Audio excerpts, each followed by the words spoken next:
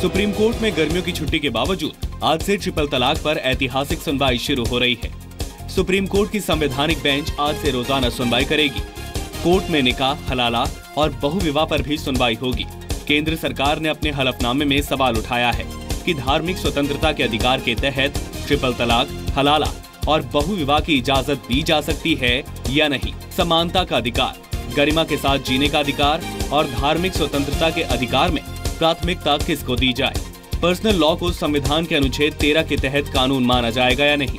क्या ट्रिपल तलाक, निकाह, हलाला और बहुविवाह उन अंतर्राष्ट्रीय कानूनों के तहत सही हैं, जिन पर भारत ने भी दस्तखत किए हैं। हजारों की तादाद में, लाखों की तादाद में जो पढ़े लिखे समझदार मुसलमान हैं, उनकी भी निगाह सुप्रीम कोर्ट पे है कि वो इस्लामिक तरीके पे जो औरतों को हुकूक दिए हैं, उनके अनुसार सुप्रीम कोर्ट अपनी राय दे। सुप्रीम कोर्ट ने इस मामले में सभी पक्षों की राय मांगी थी। कभी कोर्ट ने हमसे ये नहीं कहा कि तुम ऐसा करो।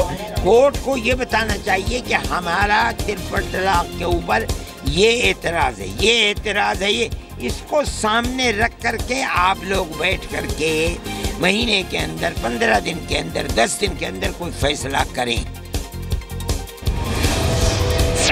सुप्रीम कोर्ट के चीफ जस्टिस जगदीश सिंह खेहर की अध्यक्षता वाली 5 सदस्यीय संविधान पीठ 7 याचिकाओं पर सुनवाई शुरू करेगी। संविधान पीठ के सदस्यों में सिख, ईसाई, पारसी, हिंदू और मुस्लिम समुदाय के सदस्य शामिल होंगे। 7 याचिकाओं में 5 मुस्लिम महिलाओं ने दायर की हैं। इन याचिकाओं में मुस्लिम समुदाय में प्रचलित 3 तलाक की प्रथा को चुनौती देते हुए इसे असंवैधानिक बताया गया है। राजस्थान के भरतपुर में एक शादी समारोह के दौरान दीवार गिरने से 24 लोगों की मौत हो गई। मरने वालों में 8 महिलाएं, 5 बच्चे और 11 पुरुष शामिल हैं और करीब 75 से ज्यादा लोग घायल हो गए। बारात जयपुर के जौहरी बाजार से भरतपुर आई थी। शादी समारोह में करीब 800 लोग मौजूद थे। मरने वालों की संख्या बढ़ सकती है। रात 10 बजे आई तेज आंधी और बारिश को दीवार गिरने की वजह बताया जा रहा है। तेज अंधड़ आने की वजह से हो सकता है लोग उसमें शरण लेने गए होंगे।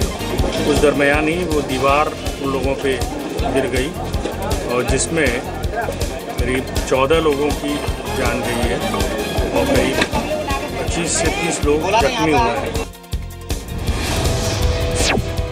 सेना ने कहा है कि वो कश्मीर में लेफ्टिनेंट उमर फयाज की शहादत का बदला लेगी।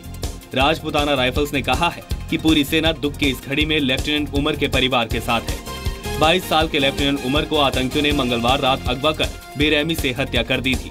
रक्षा मंत्री अरुण जेटली ने लेफ्टिनेंट उमर को श्रद्धांजलि देते हुए उन्हें कश्मीरी नौजवानों का रोल मॉडल बताया है। बुधवार को पूरे राजकीय सम्मान के साथ लेफ्टिनेंट उमर को सुपुर्द खाक किया गया। अननोन टेररिस्ट ने जो इस इलाके में रहते हैं, इन्होंने कल रात को लेफ्टिनेंट उमर फयाज को किडनैप किया है और बाद में उनको मार दिया गया है। भारतीय नौसेना के पूर्व अधिकारी कुलभूषण जाधव की मौत की सजा पर इंटरनेशनल कोर्ट ऑफ जस्टिस 15 मई को सुनवाई करेगा।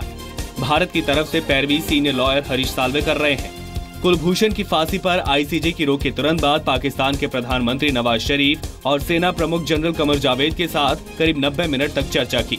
पाकिस्तान आर्मी ने कहा है कि सही वक्त पर इंटरनेशनल कोर्ट ऑफ जस्टिस में वो अपना जवाब देगी।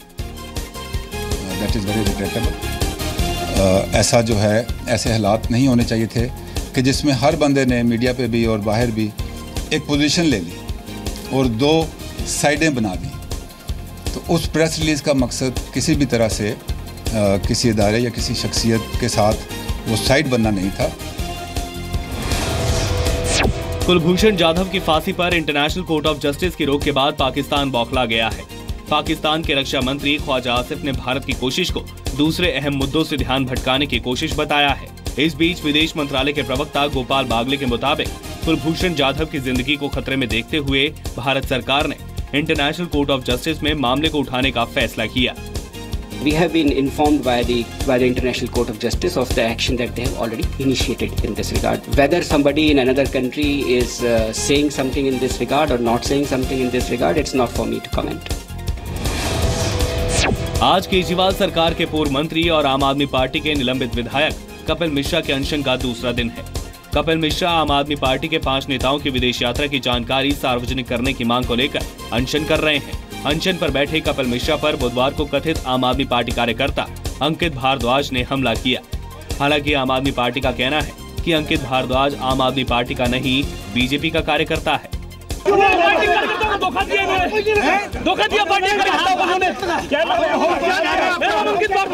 ये भारतीय जनता युवा मोर्चा का एग्जीक्यूटिव मेंबर है, ये इसकी प्रोफाइल से जो पता चला है।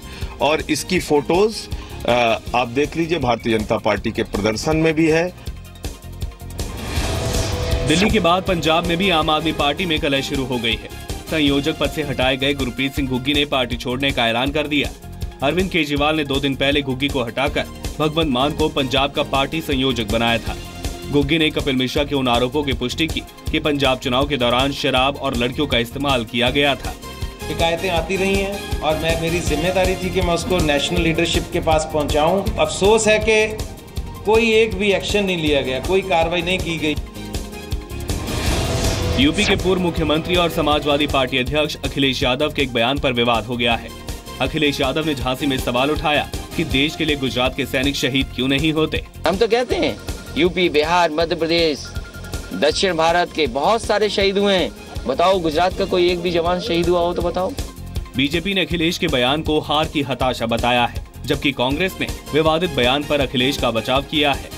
अखिलेश यादव की अकल इतनी कुंद हो गई है कि वे हार की खींच में भारत के बहादुर जवानों में प्रांत और अन्य वर्ग के आधार पर भेद पैदा कर रहे हैं।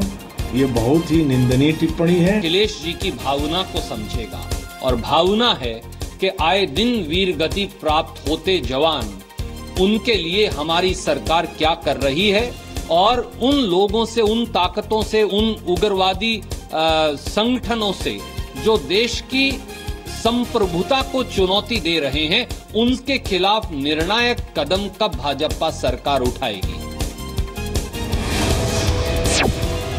इस साल मानसून में 100% बारिश होगी।